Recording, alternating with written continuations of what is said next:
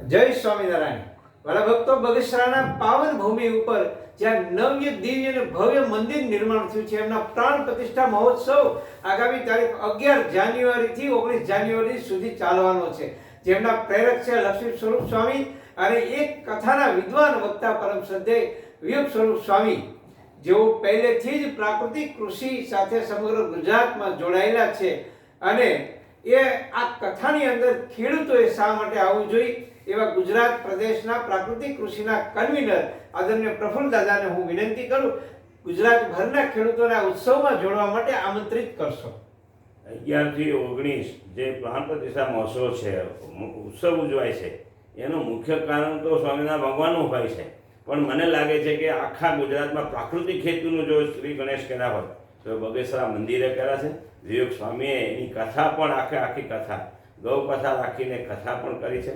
તો એવા કાર્યક્રમ છે. એની અંદર આપણા રાજ્યપાલ આચાર્ય દેવવ્રતજી પણ આના ધરોહર છે, તો એ પણ આ પ્રતિષ્ઠામાં આવી રહ્યા છે.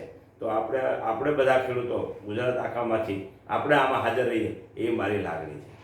માત્ર ખેડૂતો નહીં, સમાજ શ્રેષ્ઠીઓ, વિદ્વાનો, શિક્ષણવિદો, પર્યાવરણવિદો, સહકાર ક્ષેત્રના આગેવાનો, રાજકીય મહાનુભાવો, ગામના સામાજિક કાર્યકર્તાઓ સહિત સૌને અમે આમંત્રિત કરીએ છીએ. પધારો બગસરાની પાવન ભૂમિ ઉપર આ મહોત્સવના સાક્ષી બનવા.